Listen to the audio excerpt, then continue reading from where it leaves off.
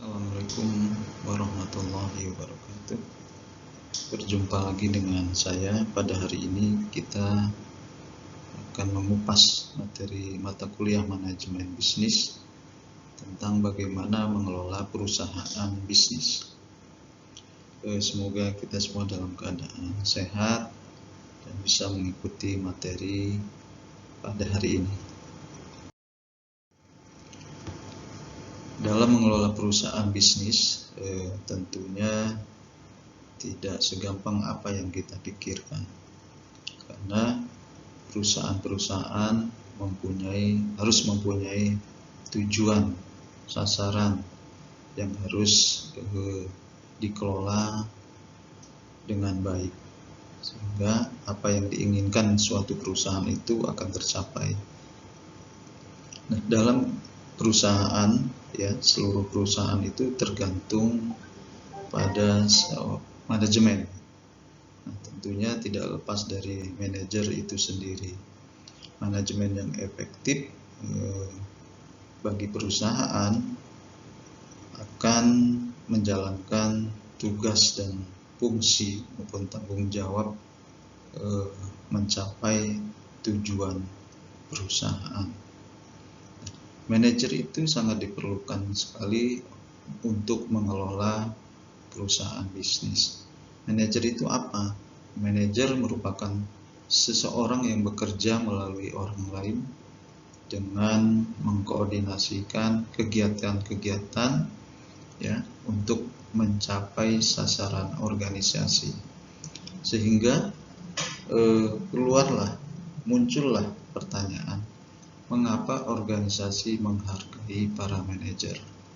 Nah, ini yang harus kita ketahui, bahwa para manajer itu sangat diperlukan suatu perusahaan untuk mencapai tujuannya. Tentunya mencapai tujuan itu melalui proses, melalui strategi, melalui sasaran-sasarannya. Sasaran apa yang harus dilakukan oleh perusahaan.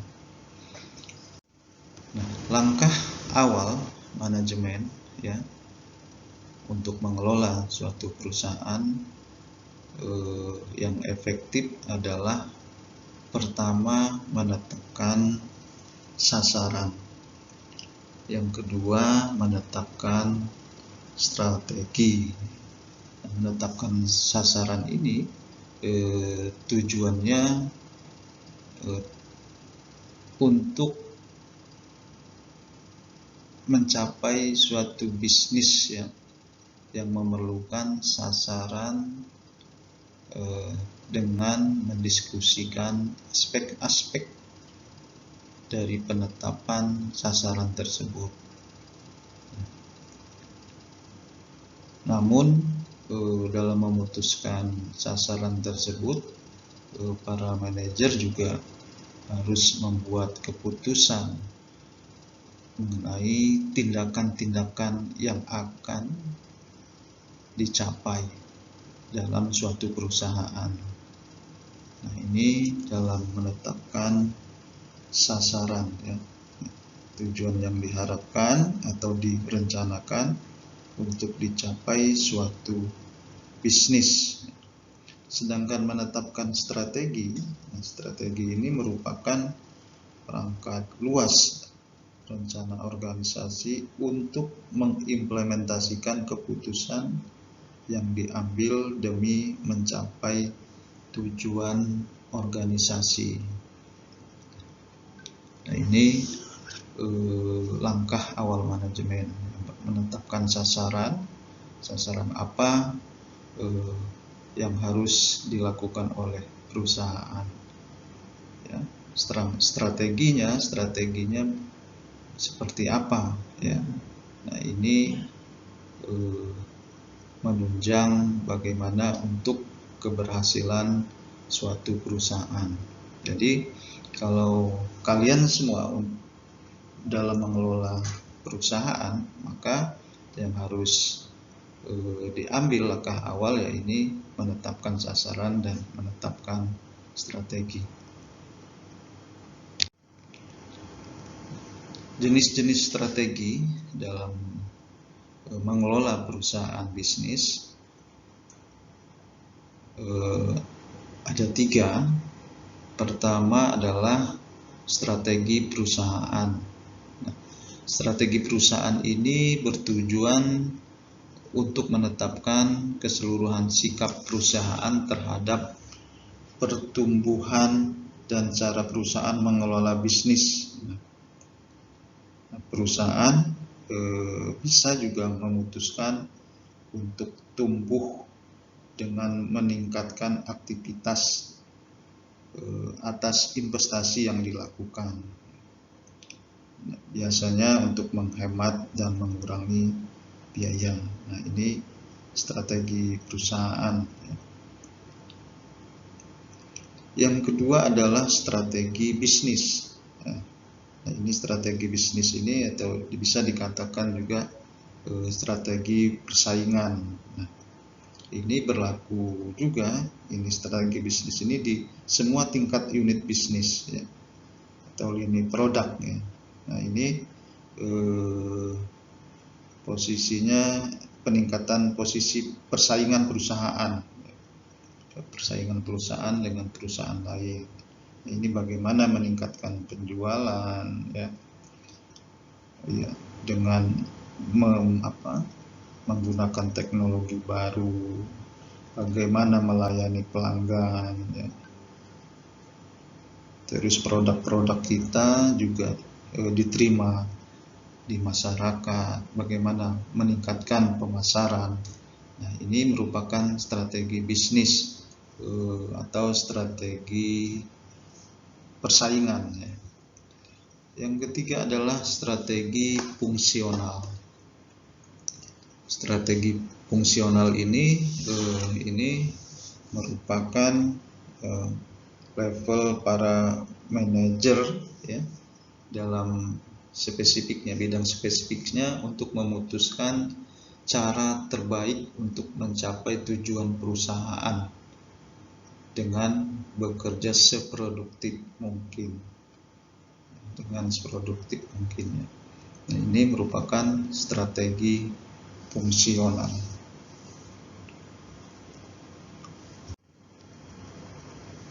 Dalam menetapkan sasaran bisnis dalam pengelolaan perusahaan bisnis, tentunya ada perusahaan bisnis baru maupun bisnis lama. Nah, bisnis baru, apabila kita mendirikan perusahaan baru dalam pengelolaannya, maka yang harus kita lakukan adalah pengenalan terhadap produk. Karena perusahaan kita baru, bagaimana produk kita dikenal oleh masyarakat. Tentunya melalui sistem pemasaran, brand, ya, image, ya. Terus target pelanggan. Nah, ini menentukan target pelanggan. Seberapa banyak pelanggan kita mengenal produk kita yang kita keluarkan. Jadi menetapkan sasaran bisnis, itu ada bisnis baru dan yang kedua adalah bisnis lama. Nah, ini bisnis lama, perusahaan yang sudah berjalan. Nah, ini bagaimana meningkatkan pertumbuhan,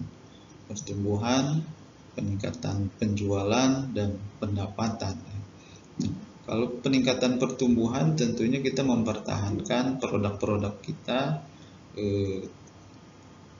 supaya konsumen itu ingin kembali membeli produk kita dengan cara memperbarui atau menginovasi produk-produk kita yang sudah kita keluarkan, ya, yang kita pasarkan. Yang selanjutnya dengan menjaga tingkat pemasaran dengan memperluas pemasaran baru, ya, sehingga produk-produk kita yang kita keluarkan itu stabil, ada dalam siklus produk dalam masa pertumbuhan akan mengalami peningkatan dengan melalui iklan, ya, mengenalkan kembali produk-produk kita. Nah, itu dalam mengelola perusahaan bisnis apabila bisnis itu sudah lama. Selanjutnya adalah tujuan penetapan sasaran.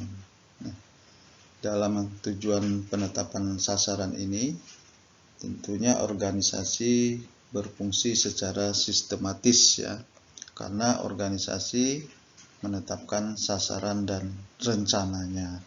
Nah, ini dalam penetapan sasaran ini melibatkan sumber daya pada seluruh tingkatan untuk mencapai sasaran.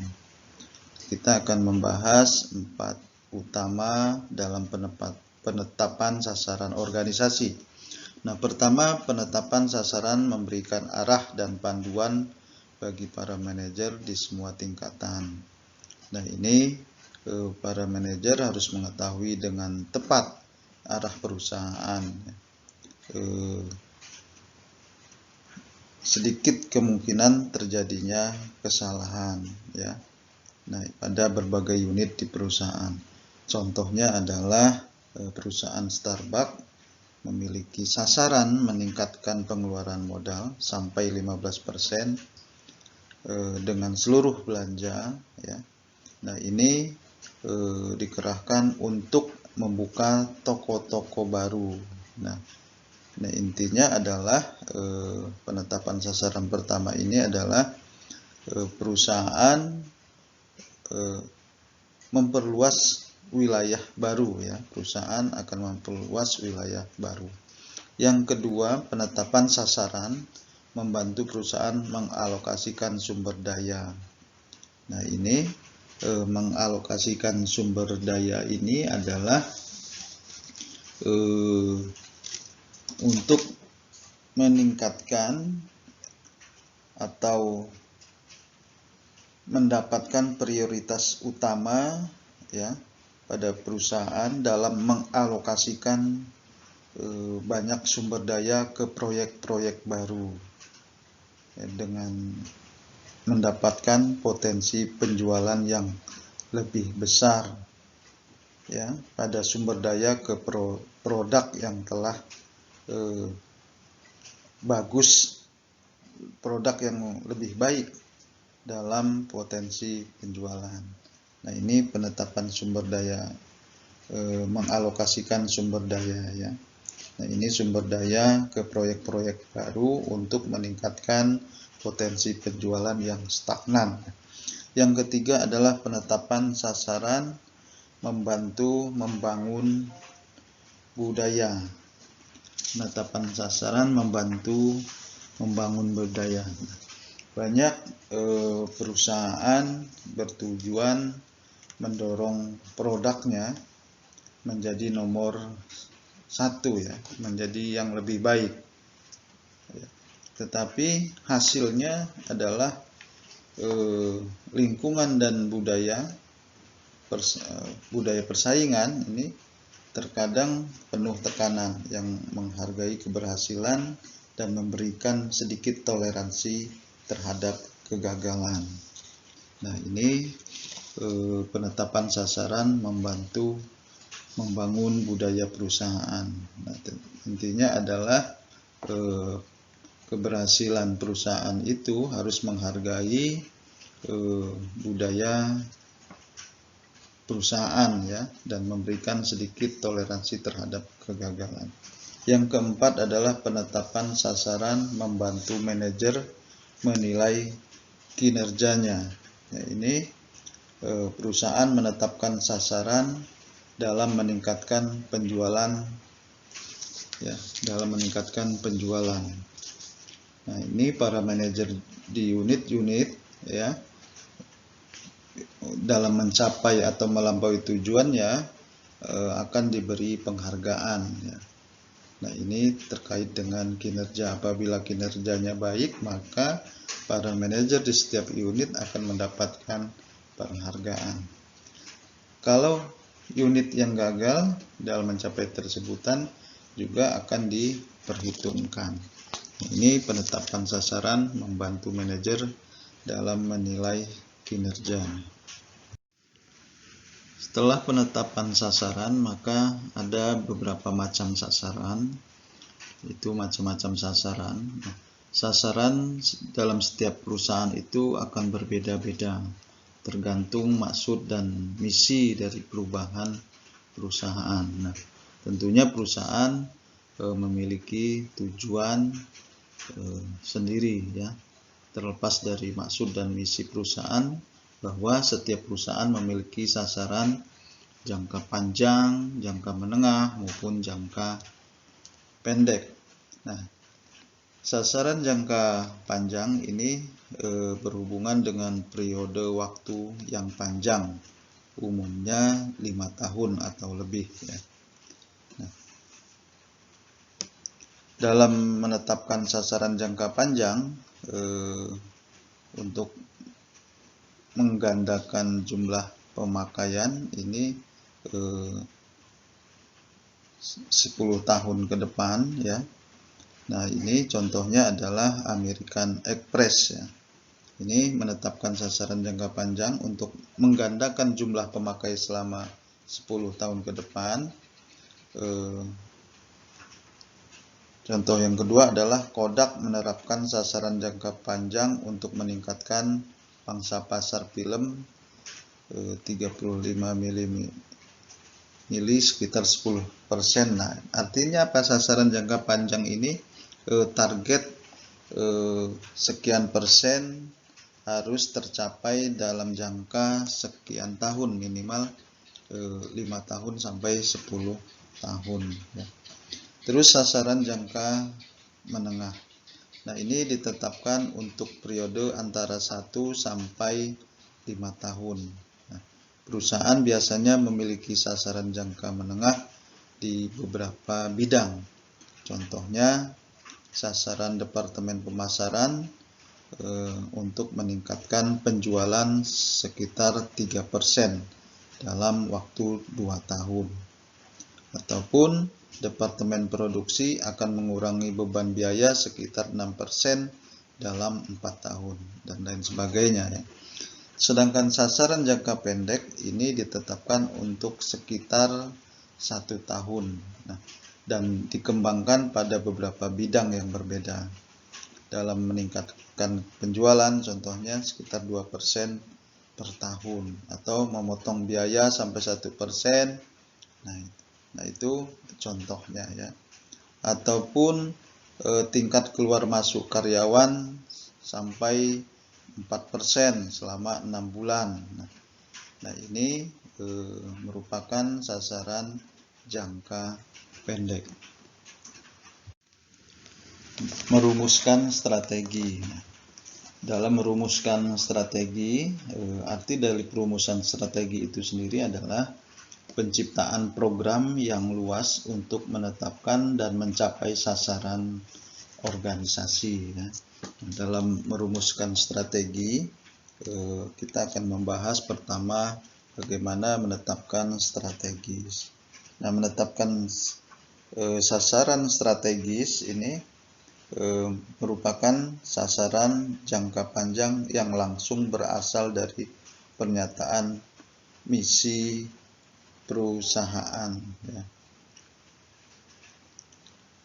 Yang kedua adalah menganalisis organisasi dan lingkungan ya. Ini analisis SWOT, strength, kekuatan, opportunity, weakness, dan threats, ancaman ya.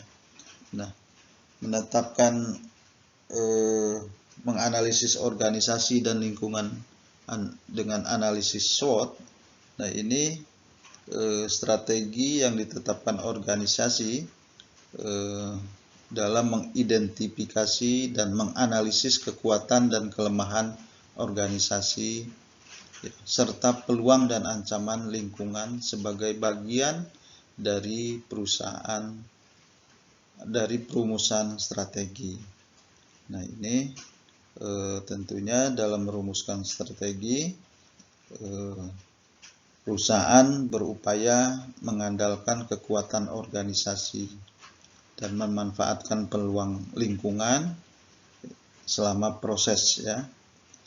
Nah, apa sih kekuatan perusahaannya, apakah kelemahannya, apa kekuatan dari pesaing, kelemahan pesaing. Nah, ini dalam merumuskan strategi menganalisis SWOT ya.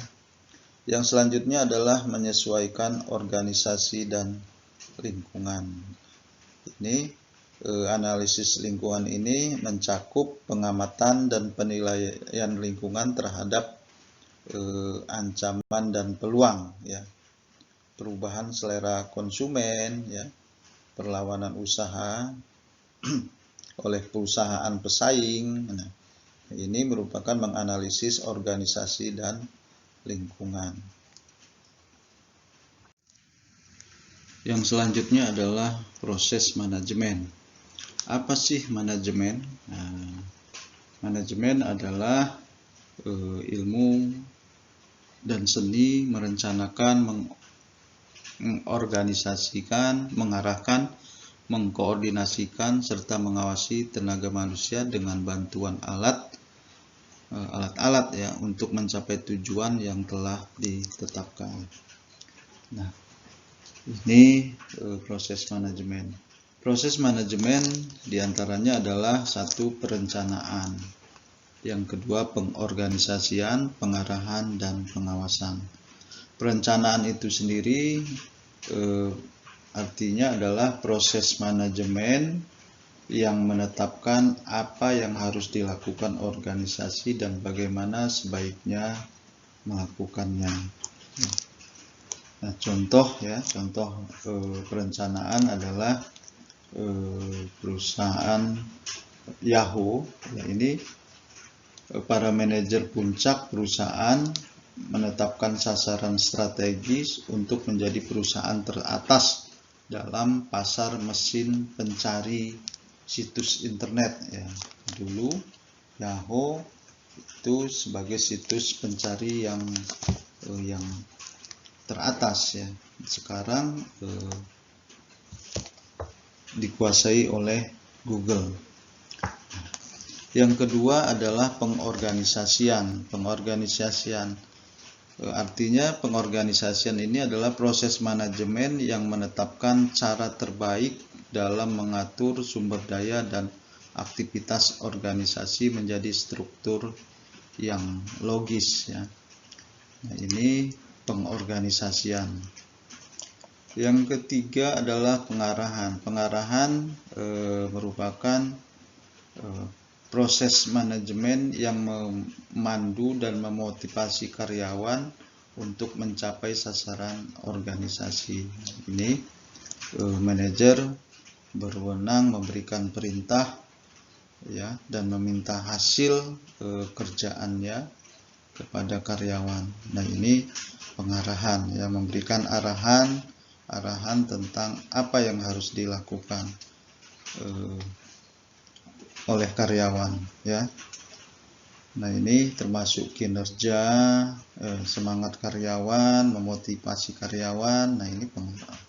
Terus pengawasan. Pengawasan ini merupakan proses manajemen yang memonitor kinerja organisasi untuk memastikan bahwa sasarannya dapat tercapai. Nah, atau controlling.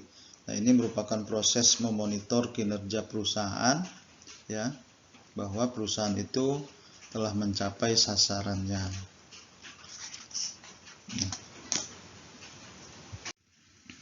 Tingkatan manajer atau tingkatan manajemen. Tingkatan manajer pertama ada 3 tingkatan ya manajemen. Pertama, manajemen tertinggi, manajer tertinggi atau manajemen puncak. Yang kedua, manajer menengah. Yang ketiga adalah manajer tahap pertama atau lini. Manajer tertinggi ini merupakan manajer puncak atau manajer tertinggi, bertanggung jawab atas keseluruhan kinerja dan efektivitas perusahaan ya. Nah, manajer puncak ini menetapkan kebijakan umum, merumuskan strategi, menyetujui seluruh keputusan ya, mewakili perusahaan dalam menghadapi perusahaan lain serta badan-badan pemerintahan. Nah, ini owner ya, CEO ya, presiden direktur, wakil direktur. Nah, itu manajer tertinggi. Kalau manajer menengah ini bertanggung jawab menjalankan strategi, ya, bukan membuat kebijakan, tetapi menjalankan strategi, kebijakan dan keputusan yang dibuat oleh manajer puncak. Jadi perbedaannya, kalau manajer puncak itu membuat, kalau manajer menengah itu menjalankan. Ya, siapa saja itu pengawas, manajer, direktur ya. Nah, terus manajer tahap pertama atau manajer lini. Nah, ini mereka memegang jabatan seperti manajer kantor, supervisor ya, dan pimpinan kelompok tergolong. Nah, ini tergolong dalam manajer lini.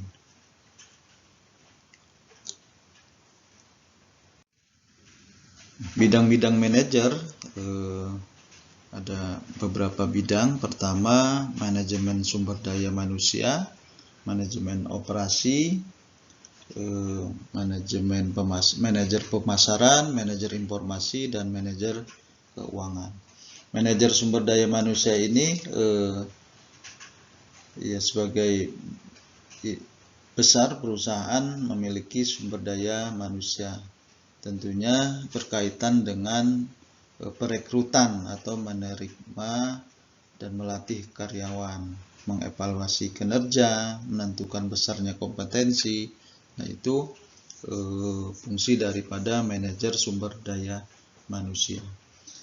Kalau manajer operasi ini bertanggung jawab terhadap produksi ya, pengawasan kualitas, inventory ya.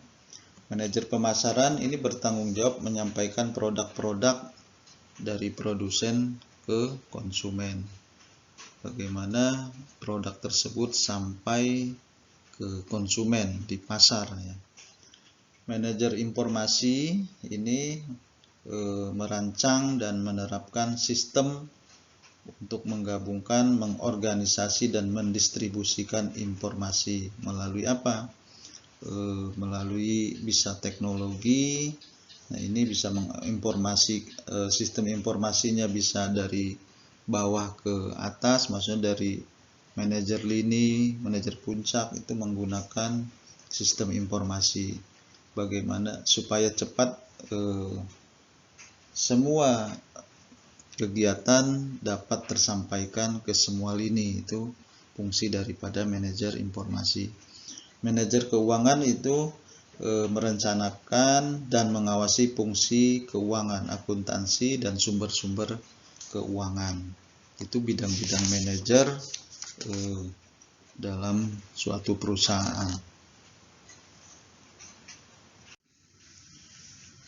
Dasar-dasar keterampilan manajemen. Dalam manajemen mempunyai dasar keterampilan. Pertama, keterampilan teknis. Keterampilan teknis ini sangat diperlukan untuk melaksanakan tugas khusus ya. Nah, ini kemampuan programmer ya, kemampuan animator menggambar, atau kemampuan akuntan untuk mengaudit laporan perusahaan. Nah, ini merupakan contoh dari keterampilan teknis. Yang kedua, keterampilan hubungan manusia. Nah, ini keterampilan hubungan manusia ini hubungannya dengan orang lain. Seorang manajer harus bisa mempunyai keterampilan hubungan dengan manusia supaya para karyawan ya itu dapat bekerja dengan nyaman dan baik. Apabila manajer tidak mempunyai hubungan manusia yang tidak baik atau buruk, maka akan mengalami masalah nantinya dengan bawahannya. Nah, ini menyebabkan banyak karyawan yang mengundurkan diri atau pindah kerja. Bisa juga menyebabkan semangat kerja yang rendah. Selanjutnya adalah keterampilan konseptual. Keterampilan konseptual ini keterampilan khusus seseorang untuk berpikir secara abstrak, ya, untuk mendiagnosa, menganalisa, ya. Nah, ini tentunya mendiagnosa atau menganalisa situasi yang berbeda dan melihat situasi di masa mendatang, ya. Ini untuk mengetahui peluang pasar yang baru. Yang selanjutnya adalah keterampilan pengambilan keputusan. Nah, ini seorang manajer harus mampu dan mempunyai pengambilan keputusan yang cepat. Nah, dalam mencakup kemampuan menentukan masalah, ya. Nah, ini menentukan masalah dan menyeleksi tindakan yang baik. Terus keterampilan pengelolaan waktu. Nah, ini keterampilan pengelolaan waktu, keterampilan yang berkaitan dengan penggunaan waktu secara produktif, ya. Penggunaan waktu contohnya kalau mengadakan rapat, maka manajer harus menggunakan waktu rapat itu jangan terlalu lama, ya. Artiannya harus seefisien dan seefektif mungkin, ya. Dalam hal administrasi juga manajer juga harus mengetahui laporan-laporan yang mana yang baik, mana yang kurang pas, ya. Jadi harus mengetahui sistem administrasi. Yang selanjutnya adalah keterampilan manajemen global. Keterampilan manajemen global ini para manajer masa depan, ya, harus melengkapi diri dengan alat-alat teknik keterampilan khusus, ya, yang diperlukan untuk bersaing di lingkungan global. Tentunya harus mempunyai wawasan terhadap pasar asing, perbedaan budaya, ya, serta praktek persaingan di luar negeri, dari luar negeri.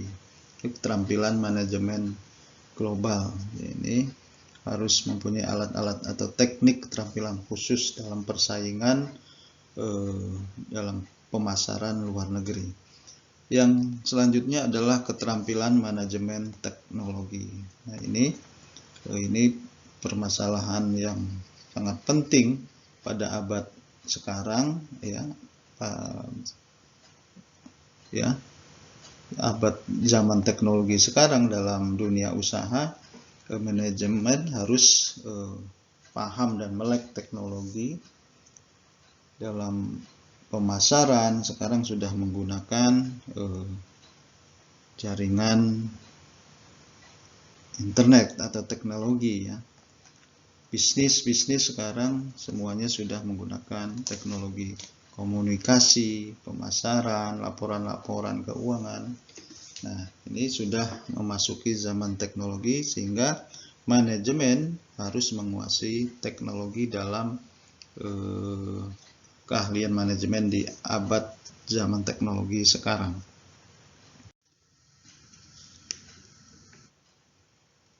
Manajemen dan budaya perusahaan. Dalam pengelolaan perusahaan bisnis itu diperlukan manajemen dan budaya perusahaan, ya.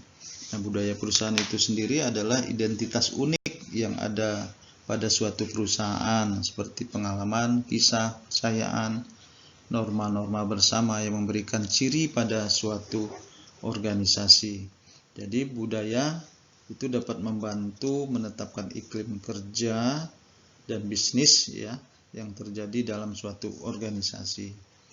Nah, budaya perusahaan juga memiliki beberapa tujuan, ya. Yang paling penting, budaya dapat mengarahkan usaha karyawan dan membantu pekerjaan setiap orang menuju tujuan yang sama.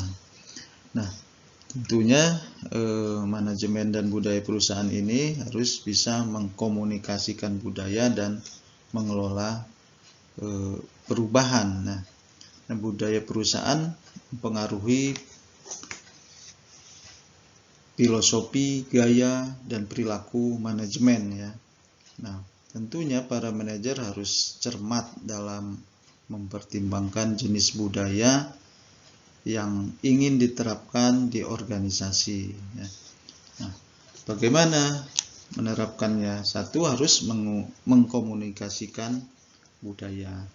Nah, dalam mengkomunikasikan budaya ini,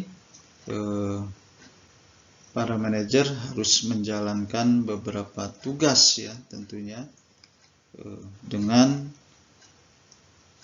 melakukan komunikasi yang baik ya. Manajer juga harus memiliki pemahaman mengenai budaya perusahaan yang berjalan. Manajer juga harus menyebarkan budaya perusahaan kepada semua bawahannya dalam organisasi. Nah, jadi intinya dalam mengkomunikasikan budaya ini adalah manajer harus berkomunikasi dengan semua bawahannya terkait dengan bagaimana budaya perusahaan tersebut berjalan ya, terhadap lingkungan ya, terhadap bawahan-bawahannya, supaya tidak terjadi yang tidak diinginkan dalam tujuan perusahaan. Yang kedua adalah mengelola perubahan. Nah, mengelola perubahan ini organisasi dalam mengubah budaya ya harus mengkomunikasikan sifat perubahan. Nah, sifat perubahan itu harus dikomunikasikan dengan karyawan maupun konsumennya.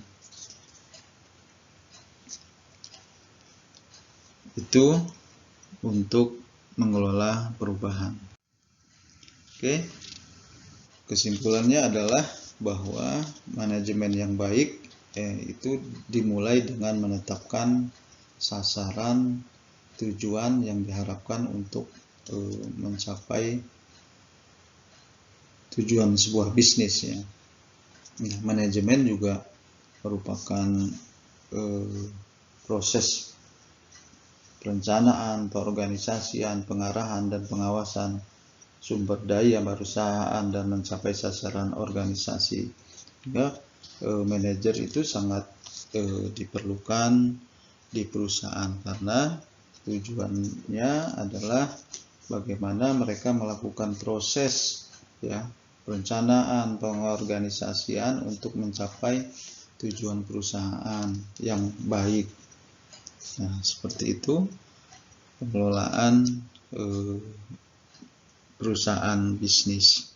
Itu yang dapat saya sampaikan, semoga bermanfaat. Saya tutup dengan alhamdulillahirabbil alamin. Wassalamualaikum warahmatullahi wabarakatuh.